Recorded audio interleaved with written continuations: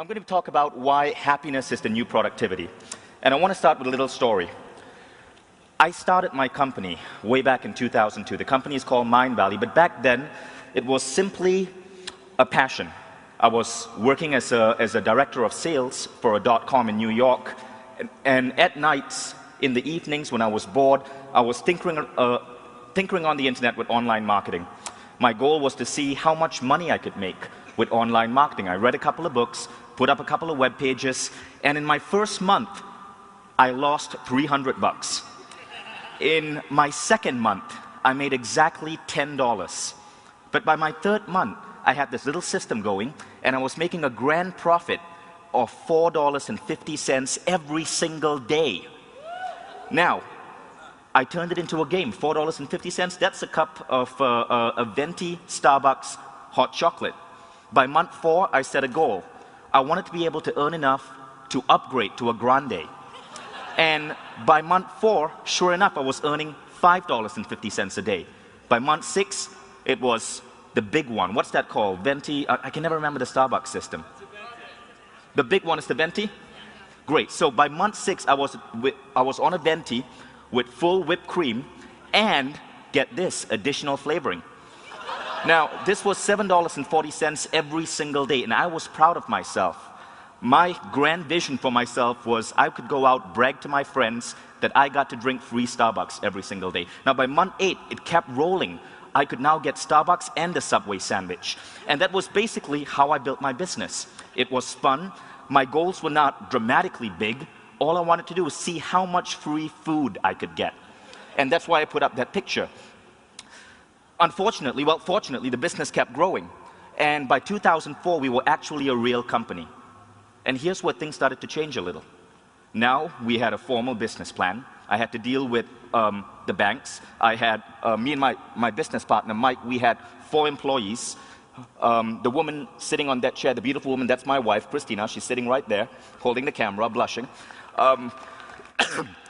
So what happened was, all of a sudden, I had a real business. And that massive growth that was happening in the beginning started hitting a glass ceiling. And for 4 years, it was nothing but stress and toil. I would work crazy long hours. We would do maybe $1 million in revenue, but the profit margins were razor thin. I drove a crappy, beat-up car. I lived in a very ugly apartment, and I kept wondering, why the hell is this happening to me? I would go to seminars like you guys, watch people on stage, the big names in internet marketing. I would admire them, but I could never figure out how to be like them. Now, this period lasted around 4 years. The shift happened in 2007. I was in Malaysia, and I attended a seminar, and the host of that seminar was Ha Becker and our own Rob Riopel. Rob, where are you? Okay, so Rob and Harv were there in Malaysia, and the seminar was called the Millionaire Mind Intensive. There were 5,000 people in that room, and I did not want to be there. I was there with my business partner, Mike. See, in that seminar, we learned that growing a business was not about strategy, or the best marketing, or the best business plans, or the best people. It was first and foremost about mindset. We did not want to hear that. I had a computer engineering degree from one of the best universities. Mike was a Stanford MBA. We were like, this is a bunch of woo-woo BS. It's not going to apply to us. After that first day, we wanted to get out, but we stayed. By day 3, literally, Mike and I were in tears. We were crying because we'd made this massive mind shift, and we realized that the way we'd approached building our business was completely wrong. And that's when I realized why in the early days, the free coffee in Starbucks days, my business would accelerate. But when it became a real business, it hit this wall. It was all about mind shift, mindset. And when this dawned on us, in a span of 18 months, our business completely transformed. That's an actual sales growth chart for my business. I attended the seminar. You can see when I attended that seminar, it was around 2008. And the business exploded since then. So what was that change in mindset? I'm going to go into that in more detail.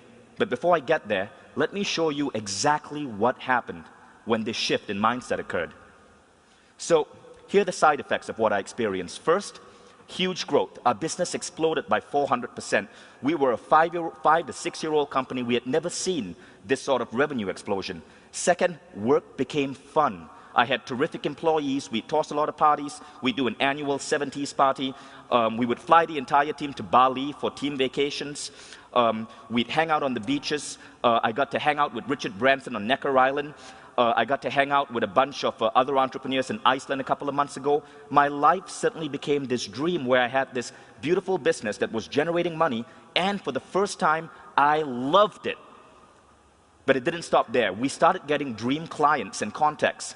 Sean Stevenson ended up becoming one of our clients. We certainly hit the stage where we no longer had to fight or get in the phone to try to bring in the next author, the next client for us to publish. They flocked to us.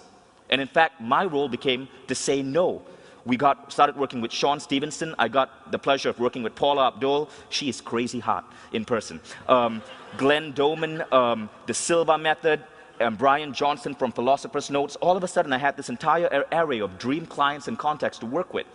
Next, we started getting applicants from all around the world applying to our company, to the extent where we actually have 21 people, something like 50 people from 21 countries in our company right now. We won an award, World's Most Democratic Workplace. And Carol Cohn said this yesterday. Great companies are built from their employee base. Boy, did we have a good employee base. Our company became so attractive that we got so many resumes that we actually had to say, all right, folks, this is enough. We can't go through thousands of resumes. If you want to apply to Mindvalley, you got to take an extra step and create a YouTube resume. So if you actually go to YouTube and you type in Mindvalley cover letters, you will see all of these are cover letters from all around the world of people who take the trouble to go an extra step to try to get our attention so they can work for us. And this is amazing because we get the pick of top talent. Next, we ended up with a great team. Our company went from 24 people to 50 people in just the last 1 year. And I love my team. We're almost like family. And what we did, we called it the Mindvalley way. Other entrepreneurs started emulating it. And I would get letters like this from entrepreneurs around the world. And finally, time with family. That's my son, Hayden. I don't work more than 45 hours a week, and I'm proud of that. But the best part is this. In May 2009, I got to spend 6 days in the office, and I spent 21 days on beaches around the world. I got to hang out in Fiji at Tony Robbins Resort. I got to spend some time on Necker Island with Greg and Sean and a bunch of other people who are over here. And then I took my family to Cabo, Mexico on holiday. And in that time, my company had its biggest ever sales month and our single biggest sales day. And when this happened, I was passed out on a beach. And so all of this happened with that shift in mindset. So I know now you're wondering, what is that mindset shift? And that's what I'm going to share with you. Basically, it's going in a state of flow. Now, what is flow? This is how it's defined on Wikipedia.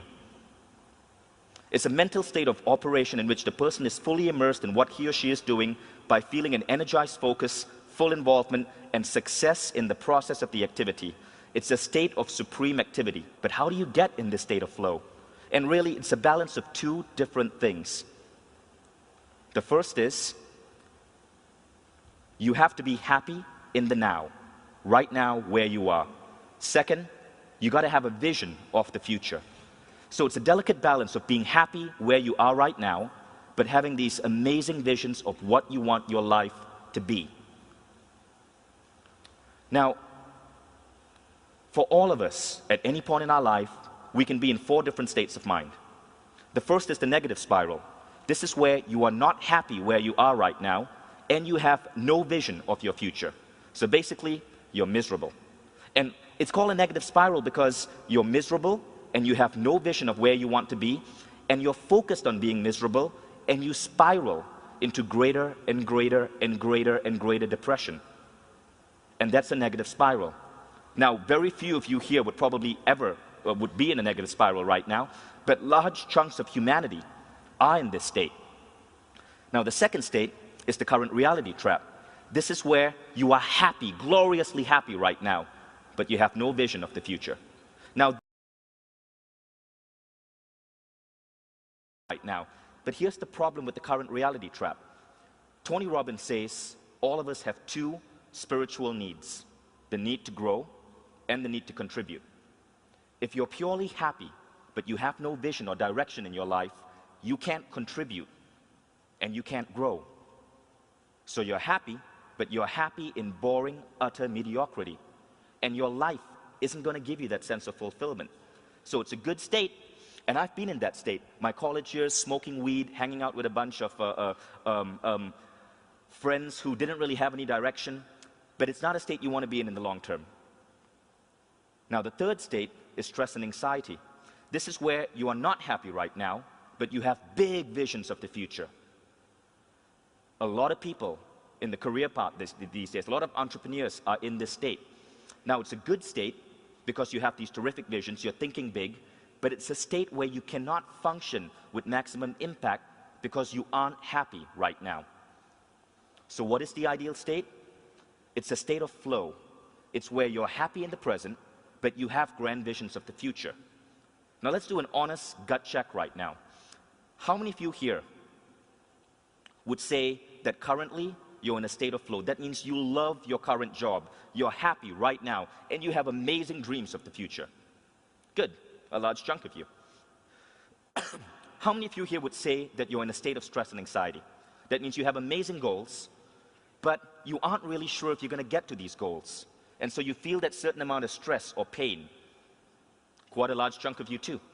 So what happened to me was that I moved from stress and anxiety to flow. I was in flow in my early days when my only intention was to play this little game and see how much free coffee I could get.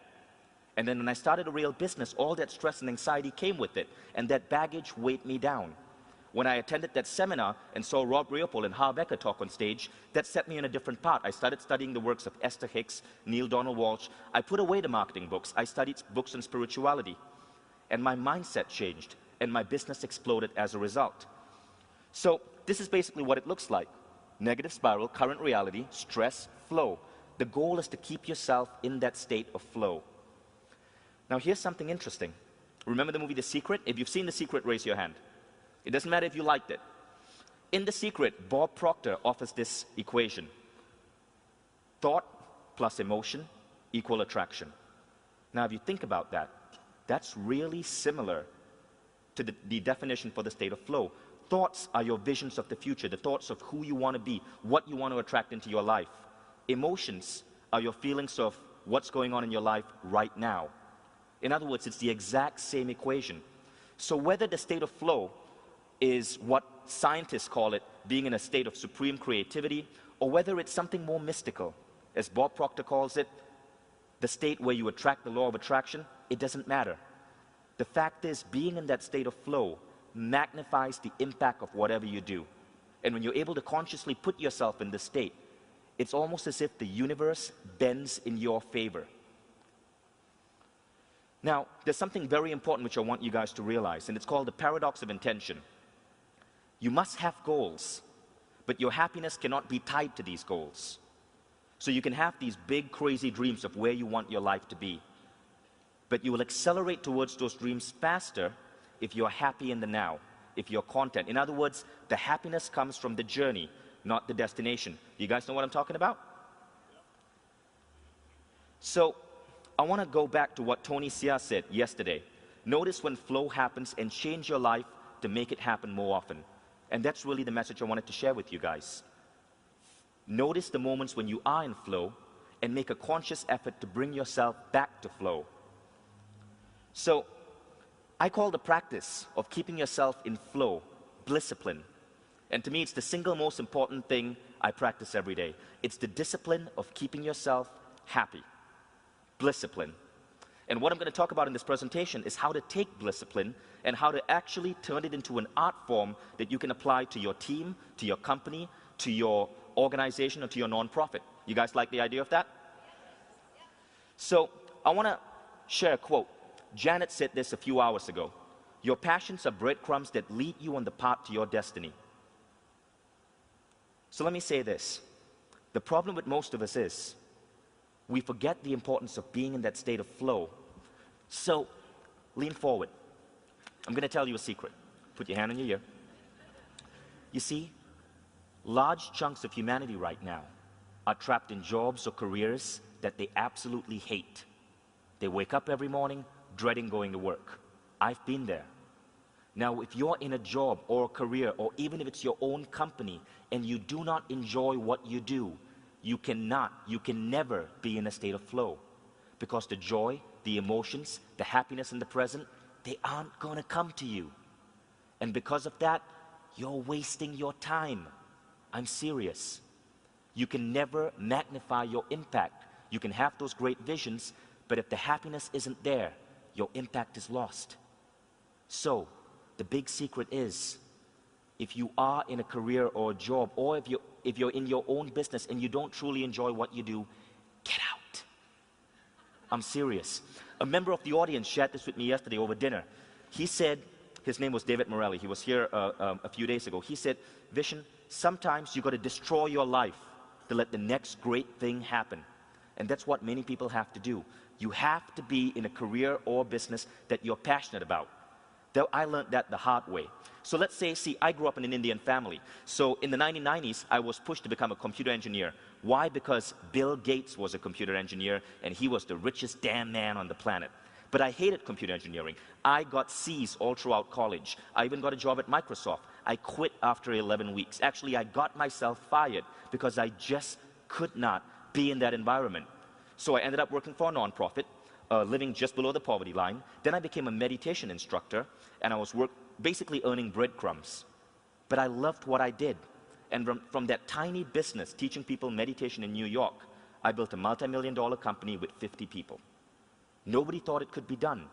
My ex-school lecturers, my friends, my family thought I was nuts.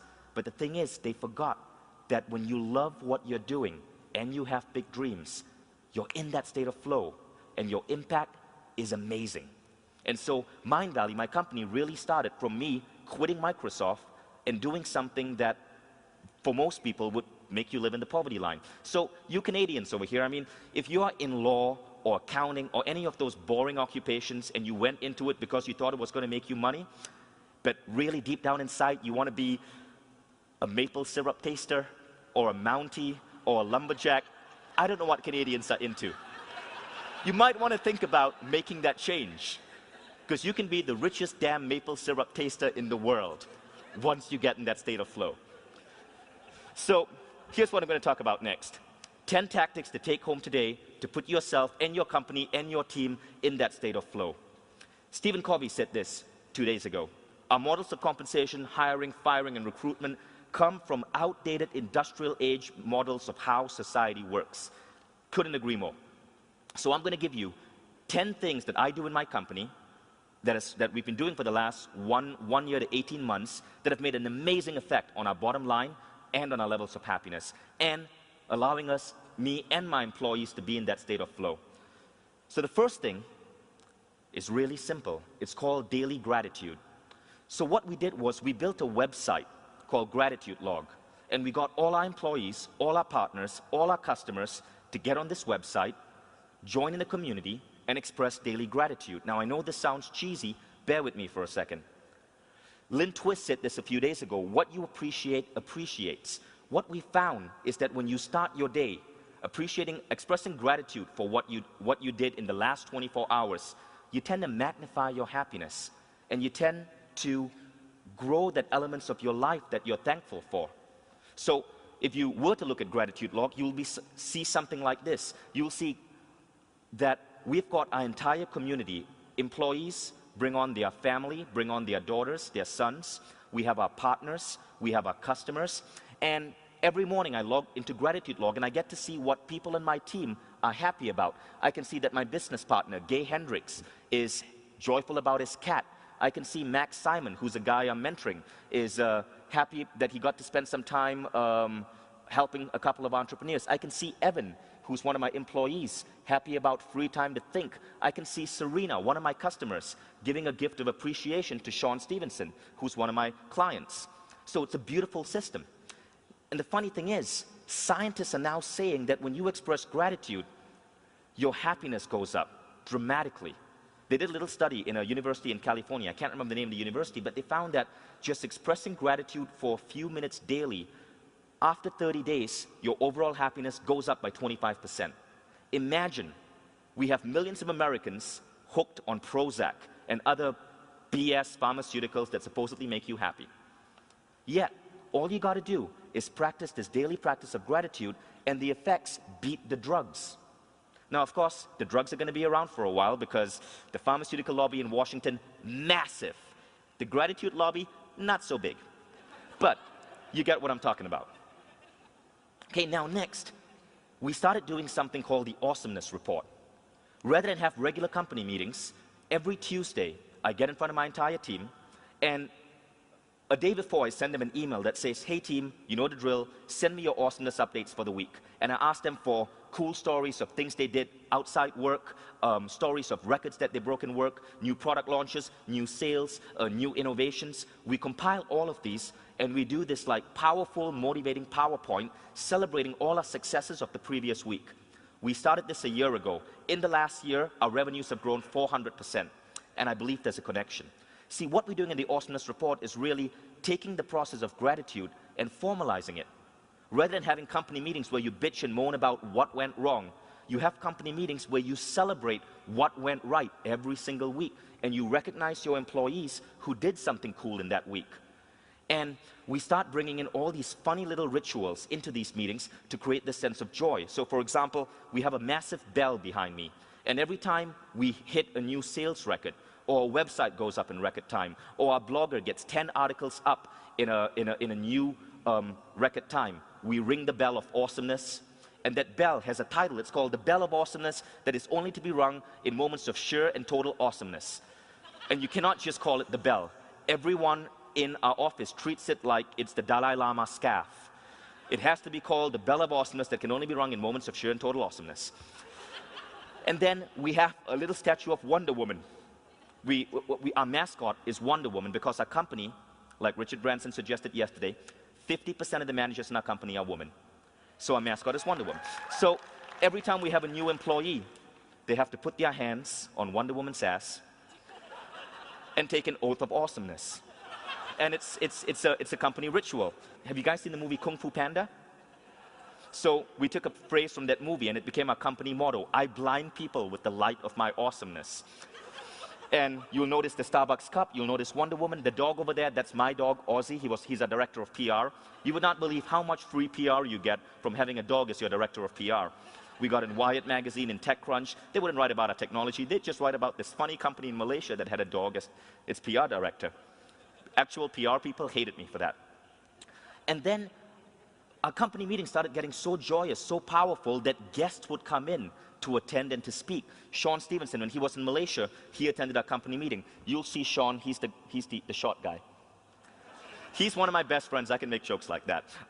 John Ashraf came to Malaysia to address the Prime Minister, and he takes a break away from addressing all these major politicians to come to our office and watch the Awesomeness Report. John Ashraf, for those of you who don't know, is one of the teachers from The Secret. So it's become this big thing, and now other companies are emulating it. And really, it's just taking the concept of a company meeting and turning it into something celebratory.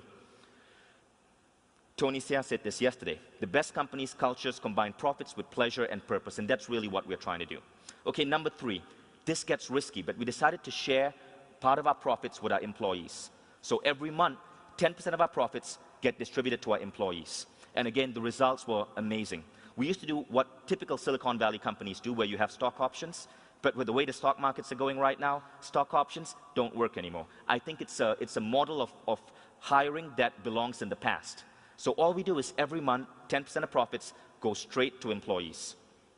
And as a result, people's salary checks literally double. Now, here's why I do this. And I'm bringing up this quote from Greg. Nothing happens till you have a dream and you start thinking big. By tying in our founders and our management goals for revenue with our employee goals, because they know that part of that revenue is going to go to them, we have complete alignment on our office, in our office. So if there's a massive crunch day and we got to get a product out, people don't mind working those extra hours because they know the profits aren't just going to the founders. So it's really about having those big goals, but using this to align those goals. Okay, next. This is an interesting one, and for this, this is one of the reasons why we actually won the award, World's Most Democratic Workplace. We call it the Sweet Sugar Love Machine. Basically, I have 50 employees, and Branson said this yesterday, as a leader you have to praise, lavish praise, like flowers flourish on water, people flourish on praise. But with 50 employees, I can't possibly always know what the people, say in customer support, are doing on a daily basis. So we created a software to allow people to appreciate and praise their coworkers.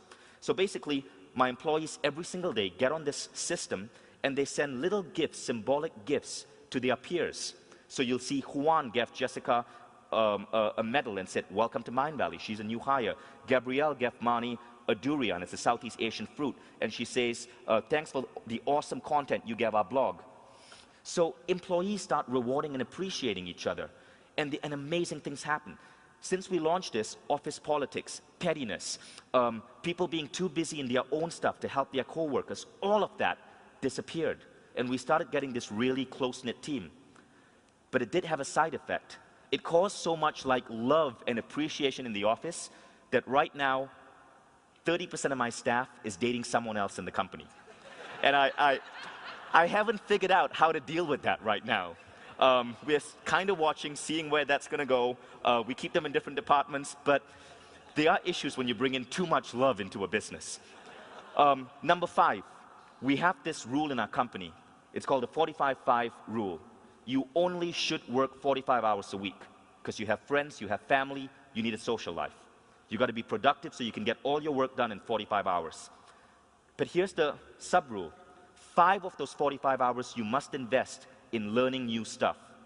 So you can work, you spend 40 hours executing, and you can spend that extra 5 hours on a Sunday curled up in bed reading a book on marketing, or on meditation, or on mindset, and you get paid for that. We really want to encourage people in growing themselves. And we also send a lot of our employees to seminars all around the world. So if you go to any marketing seminar, you'll usually see people from my company there. Garrett Gunderson said this a few days ago. The more you invest in your mind, your knowledge and your experiences, the richer you'll be. And this has worked amazingly well for us because in 1 year, I'm able to take 25, 23-year-old people and groom them into managers who are running $2, $3 million businesses. And it's really about teaching people the importance of every now and then putting aside execution and studying. Number 6, weekly sharing and training. When these people study and learn new stuff, we give them a platform where they can come in front of their peers and share their knowledge. Now the reason for this, Stephen Covey brought it up. You learn by teaching. I found that if I have someone read a book on marketing or take a new marketing course and I bring them back and I have them teach their peers, they become better marketers. You learn from teaching. So it's a simple rule, but it works really well in our business. Number 7, group meditation. If you walk into my office at 3 o'clock on a Tuesday, you'll see 50 people meditating together on pillows. It's kind of weird. We've had postman, UPS delivery people get completely freaked out. They think I'm running a cult. But this is basically what we're trying to do. Sean said this yesterday. You better have a vision for what you want in your life. Every week, the entire company gets together, and I take them through a guided meditation where they visualize their life 6 to 12 months down the road. And I ask them to see what their work looks like, what their friends look like, what their bonus checks look like, how productive they are, what type of promotions they've received, what are they doing at work. And it has an amazing effect. What I'm trying to do here, you see, we start the awesomeness report by talking about gratitude, by expressing gratitude for all the cool stuff we did, right? So what are we doing? We are raising people's levels of happiness in the now. Then when we go to the meditation, we are building up their visions of the future. So really, that's what our company meetings are about. Getting people joyful in the now, celebrating their successes, and then visualizing the future, just like Sean said. Number 8, company-sponsored fun. This is the best thing about my company. Every year, we toss the best damn Halloween party in our city. And we toss an amazing 70s party. We really got this, we really live and breathe Branson's philosophy. He said this on stage yesterday. Have lots of parties. The manager should be the first one in the pool, fully clothed preferably. And I do that. You'll notice Sean in that picture as well. He came to Malaysia. He's one of our clients, so he came to Malaysia. He's working with our team. So we do actually spend a lot of time just getting drunk and wet together. Unexpected side effects. So this is a cool story. In Branson's book, business laid bare. He shares the story of how he had a call center somewhere in northern England, and he had 2,000 employees in that call center. And what he did was he tossed a massive party for his employees, and the press got wind of it. And the party got a little bit out of hand, but the press stories got even more out of hand. So he opens the papers the next day and he sees that this journalist is talking about how disgusting virgin parties are because people were fornicating in the parking lots. And Branson is like, that's ridiculous. How can they just exaggerate and BS like that? But the very next day, he got 2,000 applicants for his call center. And so what we started doing is we toss the biggest Halloween party in our city every year, and I give 2 tickets to each of my employees, and I say, I want you to invite the 2 smartest, most brilliant people you know. So they bring in all their best, their smartest friends. And we end up hiring those people at the party. So rather than we used to spend $3,000 taking a job ad out on an online job bulletin board, and we would get like 200 resumes, but from mediocre people. We take the money from the job ad, we pump it into a party, same money, we have a ton of fun, and we now have our employees bring in their smartest friends, and we steal them from those other companies. So really, we poach people from Google, from McKinsey. People quit jobs, come work for Mindvalley for half the salary because they love the culture that we've built. And partying is just one big aspect of that. Okay, so number 9, positive stamina. Branson said this yesterday. One of you asked him a question. He says, no point looking backwards, not for a fleeting moment. I can't remember the bad moments in my life, I only remember the good. Positive stamina is basically that mindset where when things go wrong, you're able to look past the wrong, create a bold new vision of the future, and then stay focused on that vision. So every now and then in my company, shit does happen. Software breaks down, servers crash. Recently, we spend about $1 million a year on Google advertising. Recently, we had massive issues with our Google advertising account, and we started losing $40,000 a month. Massive problem. Now, when these kind of things happen, we have an approach for dealing with it, and that approach is called positive stamina. So when an employee is down, when a massive mess up has occurred, rather than have them focus on the mess up, we have them create a vision board or a list, but a grand new vision of where they want their project to be. And we now have them focus on that vision. So we flip their mind from focusing on the problem to focusing on the vision. And what happens, more often than not, is by focusing on the vision, they start coming up with new ideas, new solutions that make that old problem irrelevant and obsolete. And positive stamina is so important in business that I want you to read that quote. Learn to manage your mind. Do not let a situation lure you into thinking negatively. Sometimes you'll fail, but you'll learn for the next time. Every time a negative thought comes at you, zap it. Replace it with positive thoughts. That takes energy, but the result will be stamina, positive stamina, a necessary ingredient for success. Now, I got the word positive stamina from that quote. Can anyone guess who said that? Dalai Lama? Nope. Anyone else? Lauryn Hill, the singer? Napoleon? Nope. Anyone else? Nope, not me. It was actually said by this guy, Trump. Can you believe that? He tries to act big and tough, but deep down inside, he's a softie. It's from Donald Trump. Donald Trump believes in it. Richard Branson believes in it. You might want to try believing in it too. There's amazing truth in that idea. Next, the final thing that we do, experiences and connections. Eben said this 2 days ago. The 5 closest people you hang out with will average out to who you become. Now, in my business, I used to do everything. I do the HR, I do the hiring, I would come up with the business strategy, but after a while, I could not do all these things. And I had to groom people. I had to create a director of HR, a director of marketing, person who's an expert at new strategy. Now, the way I do that is by working with their self-image. What I do is, I have people in my company exposed to brilliant minds. I expand their circle. So the 5 people that they typically work with or that they are in contact with, I expand this. And by doing so, we allow them to grow dramatically well. So some of the things we do, when there are speaker gatherings in our city, we basically host a party, invite all these amazing minds together, and we have them mingle with our employees. We send our employees to some of the most important, biggest conferences around the world. That's Alex. She's one of my top marketing people, and we invest a ton of money to send her all the way from Malaysia to San Diego to hang out with Frank Kern and Jeff Walker, who are two of the best minds in marketing. And she actually became friends with them. So by taking people in my team and exposing them to brilliant minds, they themselves see an increase in their level of brilliance. Sean Stevenson, who works with us, he's friends with maybe 3 or 4 people in my company, not just with me. And he adds a light and a certain amount of knowledge, and he helps these people grow just by being their friend. Am I right, Sean? Sean needs attention every now and then. Okay? I'll allow you to get a couple of words in. Okay, so it really is about experiences and connections.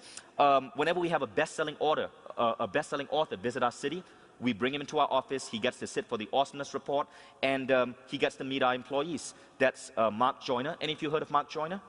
Brilliant marketer. Mark Joyner came to our office, he befriended one of our employees, and he's now helping this employee get his book published.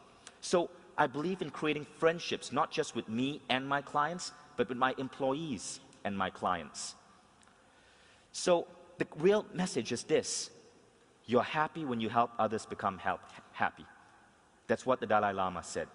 And by building a business where you focus on keeping your employees happy, you make yourself happy, but more important than that, by raising their emotions, their feelings of joy in the present, yet giving them a vision of the future, you put your employees in a state of flow. And that's why I have some 50 employees, and they are just amazing with the work they do. I know that when I leave my office for weeks, stuff gets done. And the average age in my office is 24.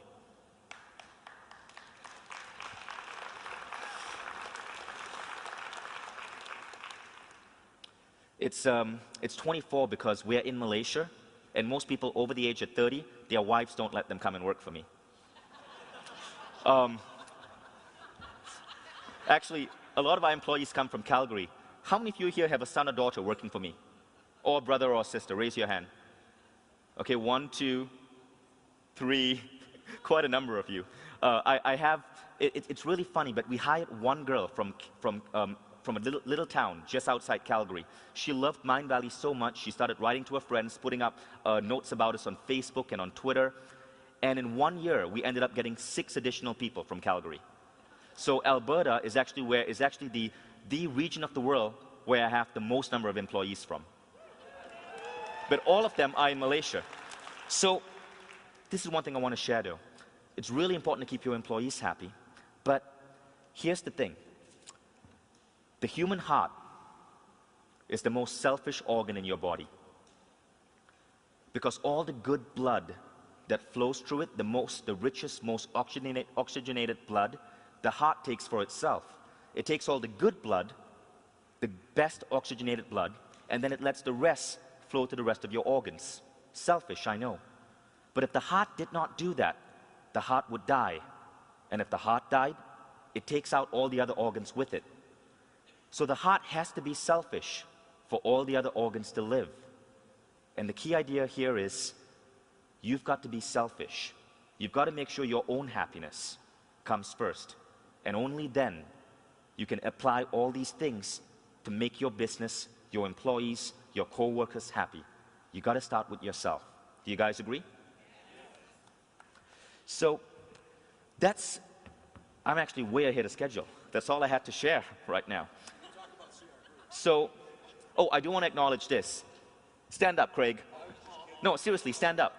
You guys don't know this, but in our midst, we have the world's #3 top white rapper. Number 1 is Eminem, number 2 is Vanilla Ice, number 3 is Craig Handley of CR Groove.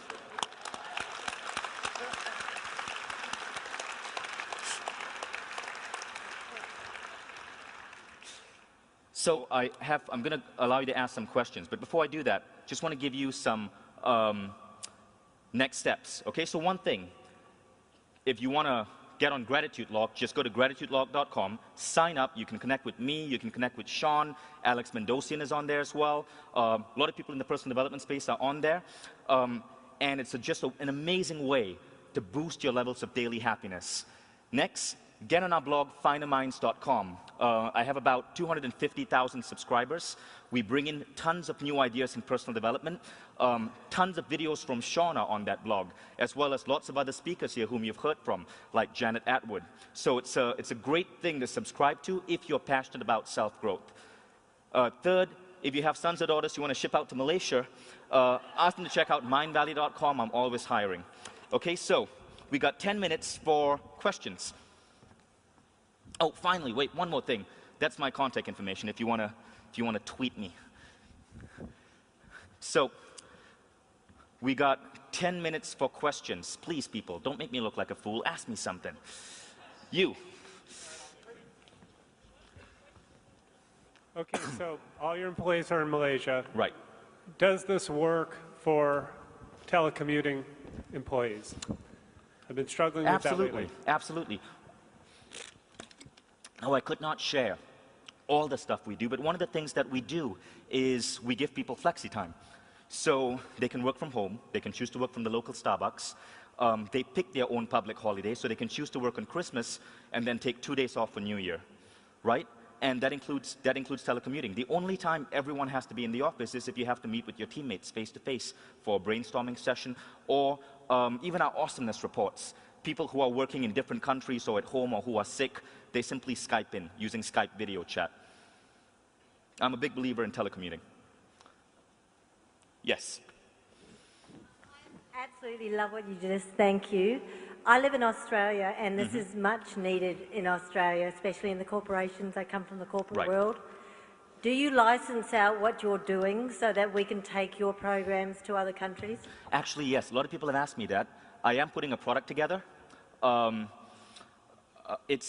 I'm so not disciplined at just sitting down and getting it done.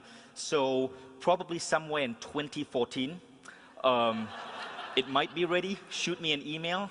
Actually, no, it'll probably be ready by January. Okay, so basically, if you get on Finer Minds, as soon as we release it, I'm probably going to send an email out to my blog subscribers. You'll find out. Or follow me on Twitter. Yes? You talked a lot about how you screen employees. Do you do this with your suppliers, customers, and your other supply chains? Screen them? Yeah, put them through. You know, the answer do they have is to make yes. an awesomeness level? Yeah. Everything we do need to be at certain levels of awesomeness. There's a bar of awesomeness that needs to be maintained. No, I'm serious. We have a bar of awesomeness, and one of the things that we do in our company is people's bonuses are voted on by other employees. So at every month, we give employees 100 points, and they decide how they want to allocate those points. They can give all 100 to Jill, or they can give 20 each to 5 different people, or they can scatter it whichever way they want. We then have a software that tabulates all these points, and the founders, me and Mike, we get to see who are top employees and who are the employees who are not doing so good. But it's all done through the wisdom of crowds. Now, based on this, people's bonuses are actually adjusted. So in other words, employees vote for their own bonus. Now, there's a bar of awesomeness, and if you're falling below that bar, we help elevate you back up that bar. If you cannot get above that bar, then it means that you may need to look for a job elsewhere.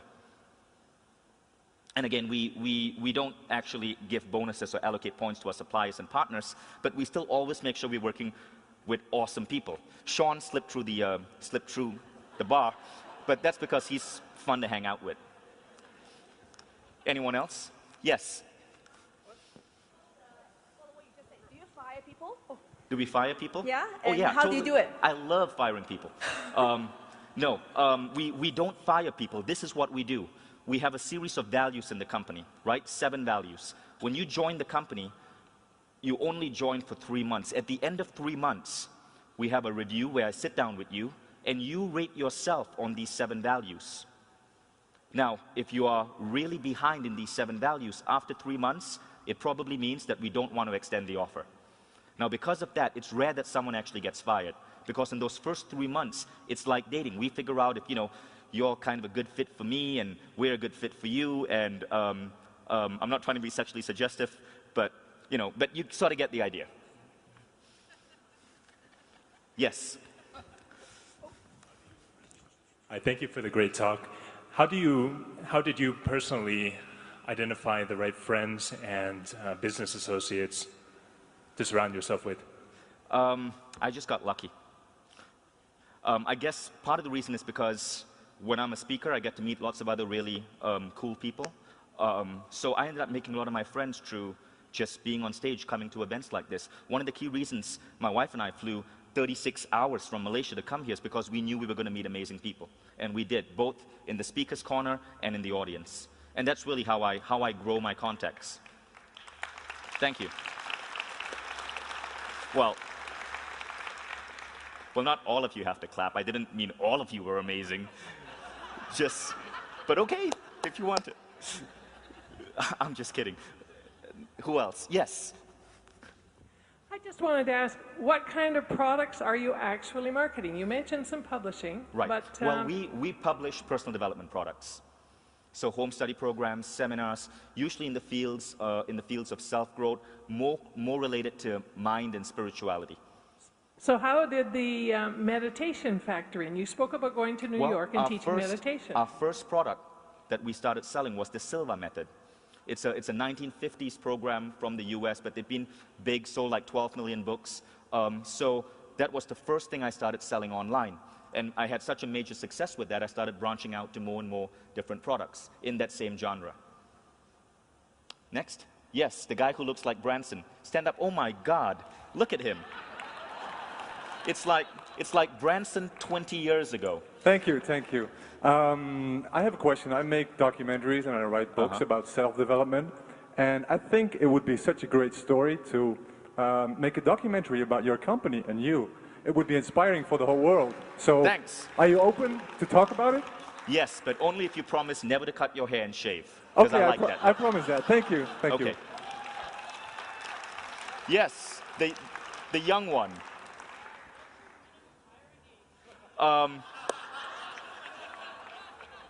I don't know. How much do you cost?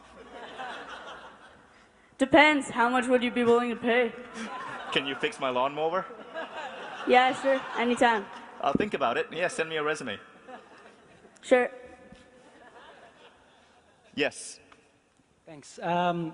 What I simply noticed was quite difficult for me when beginning to engage was, well, if it's a simple company, it's simply the more money, the better. Right. But Stephen Covey talks about like a personal scorecard or something like that. Do you have some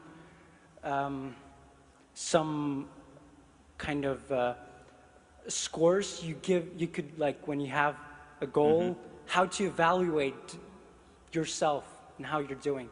Right. Well, we definitely have that in terms of revenue metrics. I will confess that is one part of our company that I know is not perfectly excellent yet, and it's something I want to fix. But Stephen Covey is absolutely right on those aspects. Well, it's not excellent yet in my company, so I don't feel qualified to talk about it. Anyone else? Yes. What are the 7 values that you date your employees with? Again, I'm not going to share that because I don't want to influence you, but this is what you should do, okay? And I'm actually going to give credit to Tony on this one because we borrowed the system directly from Zappos. We modified it a bit. But basically, the employees and you together do an anonymous poll and you come up with the values. Now, the values itself, to quote Tony, are not important. It's the alignment that's important. Does that make sense? So basically, I mean, if your company decides as a whole that dolphins are cool and the value is dolphins are awesome, that's fine as long as everyone is aligned along with that value. I'm bad at coming up with useful examples. Okay, next, you. Just have a question. I work in a government organization where we have a lot of unionized employees. So I'm just curious, when you were going through your transition period from where you were at your kind of struggling phase to break through to when you just catapulted, what did you do to get everyone to buy in and really want to go with that? That's a good question. Now, it takes a while. Like when I first started the Awesomeness Report, it wasn't as wild and crazy as it is right now. We started simply by acknowledging people for cool stuff that they did. When we first started the profit sharing, we started with a smaller share of the profits just to see how things went. When we started with employees voting on each other's bonuses, we started with a smaller percentage of bonus. So you start small, you test, you experiment, and if it works, you expand that experiment. So that's basically what I've been doing for the last 1 year, experimenting with different elements of influencing the culture of a company. Yes, and that would be the last question. Hello. Are you developing your employees to be entrepreneurs or long-term employees? Now, both. One of the things that I look for are intrapreneurs. In other words, people who can join a company, be highly innovative, come up with amazing solutions to problems, but not necessarily the type that wants to branch out, leave, and start their own business, because that wouldn't be healthy for the company. Still, we get some entrepreneurs in the company. And what we sometimes do is, when they feel that bug to get out and do it on their own, we basically partner with them and launch a subsidiary of Mindvalley. Now, Branson did the same thing with Virgin. So in the last 1 year, I've started 3 different companies, but all were started by employees of mine who had ideas of, say, taking our products and translating them to Russian or to Latin American, or taking personal development for adults and coming up with a spin-off for kids. So we started Mindvalley Russia, Mindvalley Latin America, and Mindvalley Parenting. And these were basically me partnering with my employees. Okay, so that's the last question. Thanks.